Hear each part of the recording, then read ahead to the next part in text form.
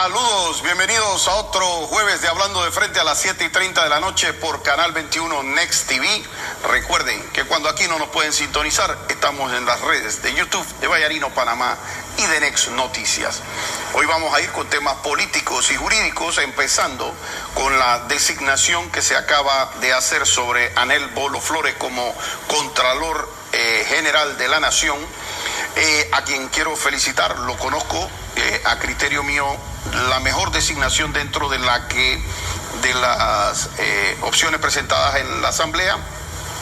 Igualmente hubo la designación del subcontralor y ambos fueron escogidos por 47 votos de la Asamblea Nacional.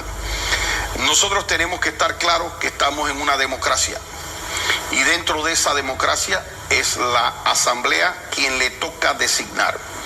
Hay personas que presentaron a un señor Camargo para Contralor, la bancada Vamos particularmente lo presentó y no tengo nada en contra de las credenciales del señor Camargo, pero todas las bancadas, incluyendo Vamos, incluyendo RM, el PRD, todas las demás, CD, Panamisma, etcétera, tienen que entender que de acuerdo a una Constitución Nacional, la Constitución Nacional, lo que dice la normativa panameña es que escoge la Asamblea y escoge por mayoría al Contralor.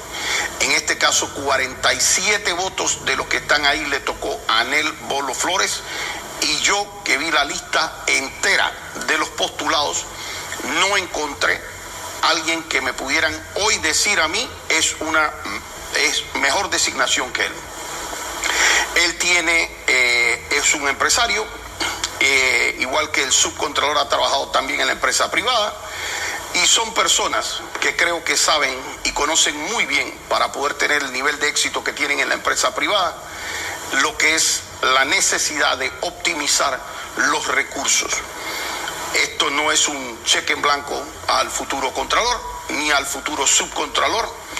Hay gente que tuvo muchas expectativas con contralores anteriores y que no les resultó. Y nosotros esperamos que el contralor entrante, que trae por así decirlo, un background empresarial, un respaldo empresarial que muestra éxito, lo traduzca hacia el sector público. Hay que permitir las inversiones, hay que hacer ágil en los pagos y hay que revisarlos y supervisarlos y fiscalizarlos y ser un buen portero cuando tratan de meter los goles. Ese es lo que un contralor tiene que tener: un carácter, pero también tiene que ser dinámico y entender la economía. Yo tengo que decir que por muchas décadas, y esto me duele a mí como panameño y como empresario, yo conozco muchos empresarios que tienen productos y servicios a buenos precios que le pudieran vender al Estado. Son medianos empresarios, son a veces microempresarios, pero que pudieran hacer algo, y que si son personas o que venden útiles de oficina o que venden cualquier servicio que le den al Estado, lo pudieran hacer en un mejor precio. Y cuando uno le pregunta a esa persona ¿por qué tú no participas en venderle al Estado?, la gran mayoría, la respuesta es o porque no pagan, o porque no pagan a tiempo, o porque se demoran, etcétera. ¿Qué significa eso? Menos proponentes para el Estado, y si hay menos personas proponiendo, las personas que proponen precios más altos, calculando de antemano es que el Estado no me va a pagar el otro mes, el Estado no me va a pagar a mí en 60 días, sino que el Estado se puede demorar un año en pagarme. Así que como me va a demorar un año en pagarme, pues yo tengo que meter el gasto posible legal que yo tenga ahí, tengo que meter el costo de factoring para poder vender la factura y que el banco o la compañía de factoring nos quite intereses, tengo que ver los préstamos que yo tengo porque me voy a demorar en pagarlos, tengo que ver una serie de costos adicionales, y eso significa el Estado comprando más caro, única y exclusivamente porque hay un embudo, un cuello de botella que se forma en la Contraloría y que muchas veces, ese cuello de botella es de adrede y que solamente se amplía ese cuello de botella cuando ciertas personas terminan teniendo X o Y remuneración. Y estoy hablando de lo que ha pasado por décadas en este país y que yo creo que es una de las cosas que tiene que cambiar.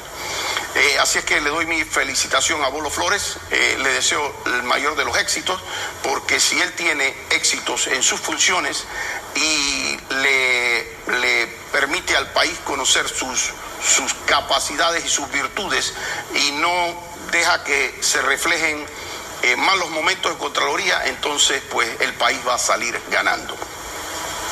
Me voy a referir hoy también a el caso del hijo del diputado Pineda. Yo no puedo referirme en ninguna forma sobre la culpabilidad o inocencia de la persona por dos sencillas razones. La primera, porque a él lo abriga un estado de inocencia, que significa que no yo, sino que la Constitución Nacional dice: esta persona, hasta que no sea juzgada y sancionada, debe ser considerada y tratada como persona inocente. Y número dos, porque yo no conozco el expediente. Lo que sí es importante, no en el caso de él, pero que vuelve a ser un tema en el tema mediático, es que la ley y la Constitución le dan a usted la entera libertad de que si usted piensa que él es inocente, pues piense usted que es inocente. Si usted piensa que es el peor narcotraficante del planeta Tierra, usted puede pensar para usted que es el peor narcotraficante del planeta Tierra y que es el hermano menor de Pablo Escobar Gaviria, si usted quiere. Eso es parte del derecho íntimo de una persona, de su convicción, de pensar como quiera. Pero cuando se va a expresar públicamente y cuando hay un tema en el cual estamos hablando de temas de consideraciones mediáticas y usted es un periodista y usted es una persona que no conoce el expediente, usted no es una autoridad que tiene ningún tipo de información sobre lo que está pasando en esas salas de audiencia, emitir una opinión en cualquiera de los dos sentidos, salir a defender es inocente o salir a defender es culpable o establecer que es culpable, es una irresponsabilidad. Entonces, en estos casos se tiene que dejar que la justicia trabaje. Y en este aspecto de querer que la justicia trabaje, la justicia no trabaja bien, ya la hemos vivido, cuando se dan temas de presión mediática. Y yo solamente quiero hacer énfasis en esa única parte. Si una persona sin presión mediática, un juez termina deteniéndolo porque encuentra que hay riesgos procesales válidos, puede pasar en los expedientes, para que a usted le ordenen la detención dentro de un caso de blanqueo de capitales, por ejemplo. En los casos de blanqueo de capitales, usualmente usted está hablando de un tema económico. Y dentro de eso se dan situaciones como, por ejemplo, es que hubo un movimiento de efectivo, tema que las fiscalías tienen, y espero, y de hecho voy a hasta generar unos cursos para tratar de aportar por lo menos mi visión de cómo se debe llevar adecuadamente una investigación de blanqueo de capitales para poder acreditar y poner a las personas que legítimamente están haciendo blanqueo de capitales contra las cuerdas y para no permitir que quien no esté vinculado a temas de blanqueo de capitales pasen innecesariamente detenciones no adecuadas. Pero lo cierto es que las personas, cuando empiezan un proceso, empiezan con tres derechos principales básicos, aparte de otros. Y esos tres derechos principales básicos son el derecho a defensa. Es decir, usted tiene derecho a un abogado y tiene derecho a conocer el expediente, tiene derecho a que esa persona ejerza ampliamente la defensa suya. Segundo, usted tiene derecho a la presunción, y esa palabra que antes decía presunción se ha ido variando, a pesar de que en la Constitución aparece como presunción de inocencia, se ha ido variando por estado de inocencia. Ese es el concepto que hoy día se usa en materia penal para decir precisamente lo que les dije al comienzo, porque resulta ser que de repente usted ve a alguien en la televisión y usted ve a alguien en la radio y resulta ser que usted se entera que mataron a alguien, usted se entera que le agarraron la pistola y que estaban las huellas y que estaban tal. Bueno, usted puede a lo mejor humanamente presumir que esa persona es culpable, pero usted que tiene derecho a presumirlo, tiene derecho a presumir para usted. Pero esa persona, hasta que la declaran culpable, o si eso ocurre, tiene derecho al estado de inocencia. Es decir, el Estado debe reconocer que es una persona inocente y debe tratarla como una persona inocente, significando no le puedo afectar el honor, no puedo estar revelando. Esto está en el artículo 8 del Código Procesal Penal, no es nada que yo me estoy inventando. Significa yo no puedo estar virtiendo nombres, no puedo estar haciendo aseveraciones, tengo que mantener eso. Si dentro de un proceso limpio la Fiscalía gana sin estar en presión mediática, y luego presenta a la persona, que es lo que deben hacer. De hecho, en una ocasión se lo dije al procurador, si yo tuviera la oportunidad de hacerle una buena recomendación, creo que le hace daño al Ministerio Público estar presentando 20 personas, operaciones de 20 personas, 50 personas, los llevamos a juicio, y después cuando acaba el juicio resulta ser que todo el mundo salió inocente, o condenaron a 5 personas o a 6 personas, estos 46 salieron libres. Eso es dañino por dos cosas. La primera, porque si las personas eran culpables, entonces mal fiscal, mal caso o mal juez puede ser, pero se llevó mal la situación. Pero la percepción que puede tener la población es que 46 personas que eran culpables salieron por todo lo que se dijo mediáticamente. En cambio, si lo que se publica es cuando el Ministerio Público acaba el proceso y tiene a 3 culpables o a 5 culpables o a 20 culpables, y ahí resulta ser que el Ministerio Público, que tiene todos los días algunos resultados positivos, y al final del proceso empieza a decir, mira, aquí tenemos una persona y a esta persona le metimos 25 años, a esta persona le metimos 10 años, a esta persona le metimos 15 años. Entonces la gente sí empieza a pensar, el asunto se puso serio. Y eso es lo que sí pudiera, y no sería contrario a la presunción de inocencia, que lo divulgara en su momento dado el Ministerio Público.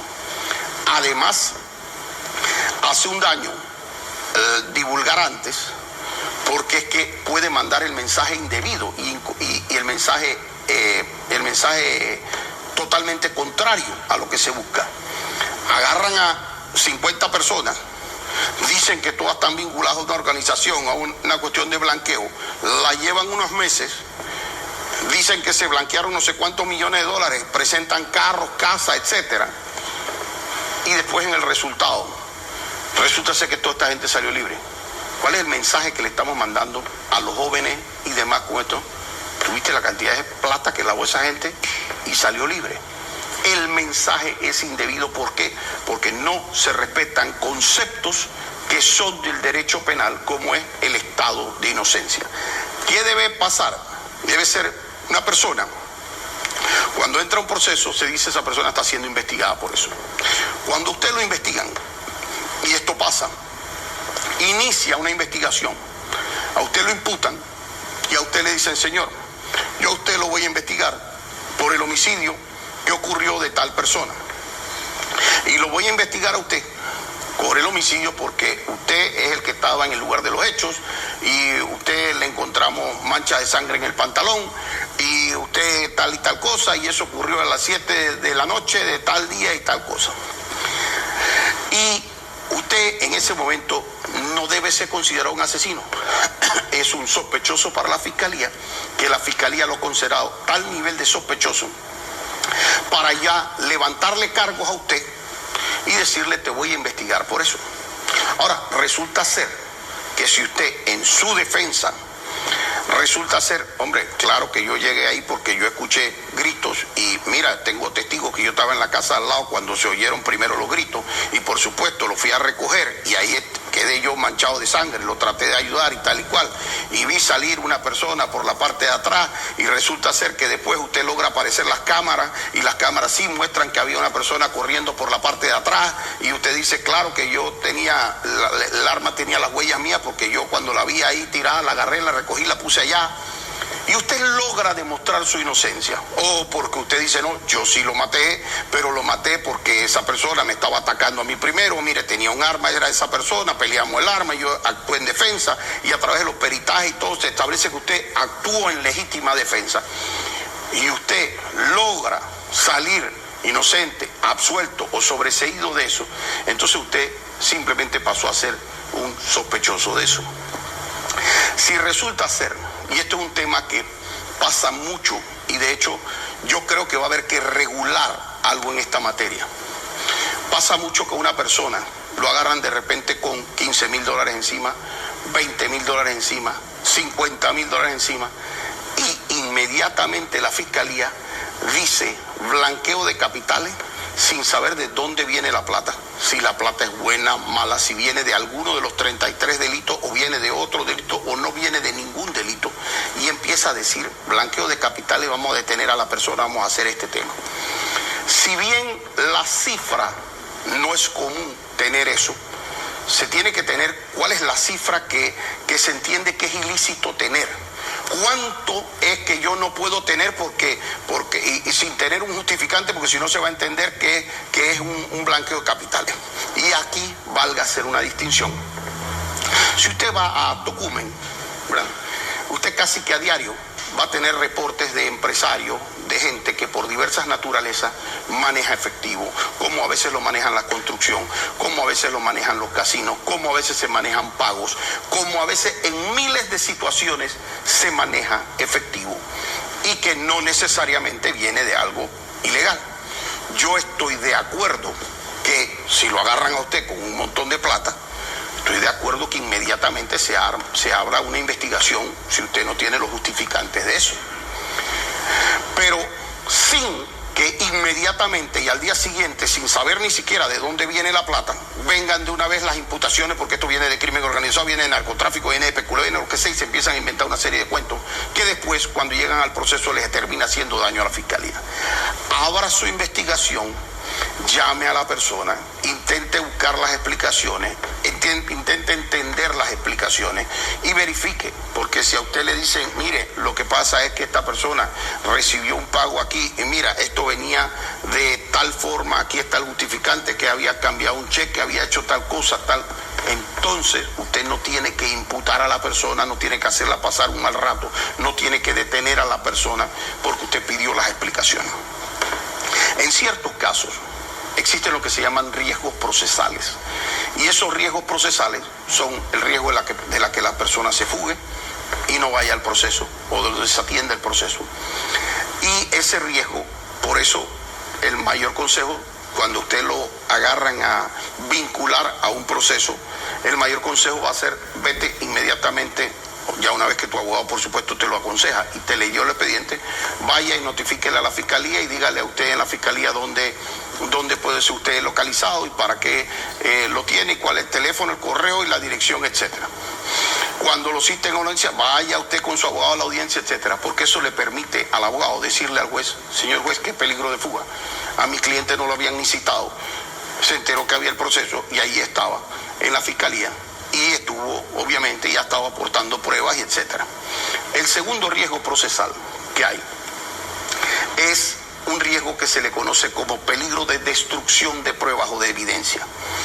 Y ese peligro de destrucción de pruebas y evidencia es cuando agarran y le dicen, mira, lo que pasa, por ejemplo, es que el tipo es un funcionario y se está hablando de que la persona tiene un cargo de importancia tal y estamos investigando al ministro tal. Entonces, no hace mucho sentido que ese ministro tenga control de todas las pruebas dentro del ministerio y que pueda afectar la parte probatoria. Y eso puede ser objeto de que apliquen una medida cautelar de mayor rigurosidad. Sin embargo, si por ejemplo usted soluciona ese riesgo procesal con algo tan sencillo como vamos a separarlo del puesto, vamos a que la persona no esté en acceso a eso, entonces tampoco tiene que detener para esos casos. El tercer riesgo procesal es cuando de alguna manera usted puede afectar a terceras personas, etcétera. Por ejemplo, usted está vinculado a un caso de terrorismo, hay antecedentes o formas de que usted es una persona altamente violenta. Puede ocurrir incluso en casos de lesiones personales, homicidio, cuestiones como esas que son temas en donde pueden ser afectados terceras y cuartas personas. Y cuando un juez ve esta valoración, tiene que ir a una última revisión dentro de esto. Ve que hay un riesgo y el riesgo es, mira, es que se puede ir del país porque resulta ser que es extranjero o resulta ser que es tal cosa. Bueno, señor, impedimento de salida del país, entrégueme el pasaporte, se me reporta aquí 1 o 2 veces a la semana si usted lo necesita mucho durante el proceso. Hay hasta tema de brazalete electrónico si quiere. Si es muy excesivo, prefiero que esté en domicilio guardado. Hay múltiples medidas que un juez tiene que ir diciendo en su mente. Tengo una persona que tiene un estado de inocencia, significa tratarla como inocente. Como yo, como juez, trato de tener a la persona al acceso, sí, del expediente, de que no me pueda afectar las pruebas, perfecto, y de que no pueda dañarme a terceras personas porque son situaciones que pueden haber en riesgo en ciertos casos. Y yo de repente, juez, digo, bueno, el delito no es que me va a afectar de repente a terceras personas, no es ese tipo de circunstancias, porque lo que yo estoy averiguando aquí es una falsedad, por decir algo. Entonces, no es un delito violento como tal, no se me ha reportado aquí que haya pasado nada sobre testigos ni nada sobre esto. También yo puedo decir, mira, aquí ya están las pruebas, ya está la escritura en el expediente, ya se hicieron los peritajes grafotécnicos, ya rindieron los testigos. ¿Qué riesgo de pruebas va a haber? Tampoco hay riesgo para las pruebas. Y el otro, pues, es que entonces tengo el riesgo de fuga. Pero digo, la persona ha estado viniendo voluntariamente. Y bueno, si la persona puede venir, bueno, entonces, ¿sabe qué? Le voy a decir que no puede salir del país, que entregue el pasaporte. Puede ser. Le voy a decir que tiene que venir cada ciertos días aquí. Puede ser. Por un tiempo, porque debe ser hasta temporal. Y si yo veo demasiado riesgo, esto es un tema que de verdad merece debate de la Academia Penal, porque yo creo que los jueces, muchos, no han entendido el concepto de la fianza. Y oigo todavía jueces decir, lo que pasa es que no se da la fianza porque hay un riesgo de fuga. Y uno se queda así pensando, tratando de entender, porque la fianza se hizo precisamente para los casos en donde hay peligro de fuga. Si usted no tendría ningún peligro de fuga, no le tienen que pedir fianza. Si usted no tiene ningún peligro de que usted no vaya a pagar una obligación, nadie le va a pedir ni fiador ni fianza. Ya eso tiene una garantía. Pero cuando hay un riesgo de que la persona se fugue, la forma en que yo matizo ese riesgo de fuga es ponerle una fianza. ¿Qué significa la fianza? Ponme plata a cambio, ¿verdad? Ponme una garantía de que si tú te vas, tú pierdes esa plata.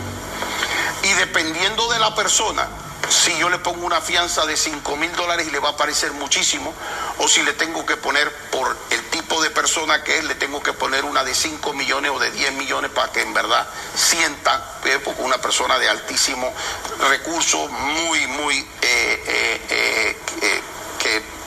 de mucha capacidad económica, que no le importan los 3 reales. Entonces yo tengo que buscar un balance entre hacer algo justo y hacer eso. Y la gente me dice, oye, ¿y si pone 5 millones de dólares y se va? Ojalá ponga 5 millones de dólares y se va. Porque con uno lo encuentro a donde se esconda, en el lugar del mundo donde se vaya. Y el resto entra para el Estado. Y así con muchas otras personas. Pero la idea de la fianza es que los jueces entiendan que es una herramienta por medio del cual, cuando hay peligro de fuga, cuando hay un peligro mayor de fuga, es una manera en que yo, juez, matizo esa posibilidad, porque le pongo una coacción económica de que si tú te me pierdes, tú vas a perder la fianza. Y además te voy a buscar y además entonces te voy a meter preso. Así es que la fianza la puedo combinar con otras medidas, como que no se me vaya del país, como que venga a notificarse ciertos días, y no le tuve que aplicar detención a una persona. Cuando nosotros entendamos este concepto, la justicia va a funcionar de una manera más tranquila. ¿Qué significa más tranquila? Es que lo que pasa es que a mí me acusaron de blanqueo de capitales, o ni siquiera acusaron, me imputaron de blanqueo de capitales, porque resulta ser que vieron un pago que me hicieron de tanta plata. Yo tengo el derecho de ir con mi legítimo derecho de defensa, a que mis abogados, o en mi caso siendo abogado, de aportar mis justificaciones de eso. Yo tengo todo el derecho de justificar por qué motivo yo considero que soy inocente. Y entonces las fiscalías, que también deberían hacerlo, es una buena práctica, las veces que se equivocaron o las veces que se equivocan, en buena lid y actuando de manera leal, debería un fiscal, o pueden hacerlo hasta con un comunicado, ¿no? La fiscalía reconoce que tal persona, es como un tema de caballerosidad. La fiscalía reconoce que los indicios iniciales que se dieron en contra del licenciado tal que estábamos investigando resultaron que no acreditaron ni una conducta delictiva, ni una vinculación de la persona o lo que sea. Por ende, no se le levantarán cargos a tal persona, o no se ha levantado cargos a tal persona. Eso serviría para tanto, porque cuando aquí le hacen un caso a alguien de blanqueo de capitales, normalmente mandan una serie de cartas a un montón de bancos. Y los bancos, que no les interesa mucho, agarran y antes de que se dé la investigación, antes de que culpen a la persona, le dicen: ciérrale la cuenta, debe la casa, ¿cómo se llama? Cancélale la hipoteca y dile que tiene que pagarte de una vez la casa. Y generan, una serie de problemas económicos, aun cuando la persona en un momento dado sale inocente. Y yo no les puedo decir a ustedes cuántas veces eso ocurre. Entonces, dentro de ese hay un tercer derecho, que es el derecho al juicio previo. ¿Para qué es el juicio previo? Cuando usted lee la Constitución suena súper bonito cuando dice: toda persona tiene derecho a un juicio previo, toda persona acusada de un delito tiene derecho a un juicio previo. ¿Y para qué es el juicio previo? Para decidir si usted debe ir a pagar a prisión o usted no debe pagar prisión. Es decir, si usted es culpable o inocente. Entonces, agarrar y meter a alguien preso antes del juicio, tiene que entender todos los jueces que tiene que ser la absoluta excepción, cuando todo lo demás que usted trató, mira, había peligro de fuga, había peligro para las pruebas, había peligro para las personas, no tengo manera de que la persona de tenerla arraigada al proceso, existe un riesgo real para las pruebas, o no puede terminar haciendo daño a una persona, no tengo manera de controlar eso. Bueno, ni modo, la detención provisional. Pues. Estamos ante un delito gravísimo, homicidio, terrorismo, etcétera, etcétera, etcétera. Entonces usted, ahí es donde el juez, luego hace esa valoración en la cabeza, es cuando de verdad el juez debe decir: bueno, ni modo, una detención provisional. E incluso instar al fiscal, porque en esos casos también se pueden equivocar, instar al fiscal, señor fiscal, rapidito por favor, investigue rápido, que tenemos una persona que se le está aplicando el castigo antes de decidir si es culpable o inocente. Porque es que el juicio previo o el derecho al juicio previo no tiene ningún sentido, ese derecho al juicio previo, si usted va a tener a la persona 3, 4 años guardada y cuando pase los 3, 4 años, entonces usted le va a decir, ay, salió inocente, fíjate, qué lástima. Porque eso es lo que Panamá no puede seguir permitiendo. Yo, con el licenciado Carlos Carrillo, coordinador del equipo de defensa, fuimos el día de ayer a presentar un recurso de inconstitucionalidad sobre el tema relacionado al expresidente Ricardo Martinelli. Nuestra intención es tratar de que de una vez por todas se reconozca que a Ricardo Martinelli se le violentaron algunos derechos importantísimos, inalienables, en juicio, que no le permiten precisamente el uso de esos 3 derechos como tal. El derecho a la legítima defensa, cuando usted lo acusan de algo, usted tiene derecho a un abogado. Y usted quiere que su abogado vaya a juicio, y aquí quiero usar la lógica con cualquiera persona, no tiene que ser abogado. Usted dice, voy a juicio con mi abogado. ¿Y usted qué quiere que su abogado haga en juicio? Lo único que usted va a querer que haga en juicio con materia de las pruebas es examinarlas. Y a eso se le llama poder ejercer el contradictorio. Usted tiene un testigo que está diciendo, Alfredo hizo tal cosa a las 7 de la noche con tal cosa. Y así como nosotros tuvimos en el caso Pinchazo cerca de 70 testigos, que sí tuvimos la oportunidad de hacer un contradictorio, es decir, de contrainterrogarlo y poder sacar de ahí cómo eran todas las mentiras de ese testigo protegido, cómo había salido el tema de la computadora de Picuiro, porque se nos permitió ese contradictorio. Si usted le van a permitir ir con abogado a juicio, pero no le van a permitir que su abogado le pregunte a los testigos, a usted le están limitando el derecho a la defensa. Inmediatamente eso está afectando el debido proceso. Usted no está teniendo derecho a un juicio previo porque ese juicio no cumple con las formalidades de un juicio como tal, un juicio público oral que permita el contradictorio. Y claramente, pues, con eso va a afectar su estado de inocencia. Entonces, nosotros hemos hecho eso, y en el caso del expresidente Ricardo Martinelli, creo que se vio una certificación incluso, en la cual se ha abordado de manera clara lo que es la realidad y que la conoce el país, que incluso un fiscal lo dijo en la audiencia, un fiscal que manejó el caso. Dijo, yo fui a peticionar el levantamiento del principio de especialidad, me dijeron que estaba mal foliado, lo regresaron, y más nunca se solicitó levantar el principio de especialidad. Y ha salido una información de Estados Unidos que quien incluso manda la nota no oficial y no por vía diplomática a Kenia Porcel casualmente, resulta ser que ni siquiera estaba en el puesto para el momento en que firma la nota. Es decir, no sabemos qué error hubo con eso. Pero ya la propia Cancillería panameña certifica lo que es una realidad. Por ahí no pasó ninguna solicitud de levantamiento del principio de especialidad, y es el único lugar por donde podría haber pasado. Ante esos escenarios, yo realmente quiero invitar a la comunidad jurídica a pronunciarse sobre este tema.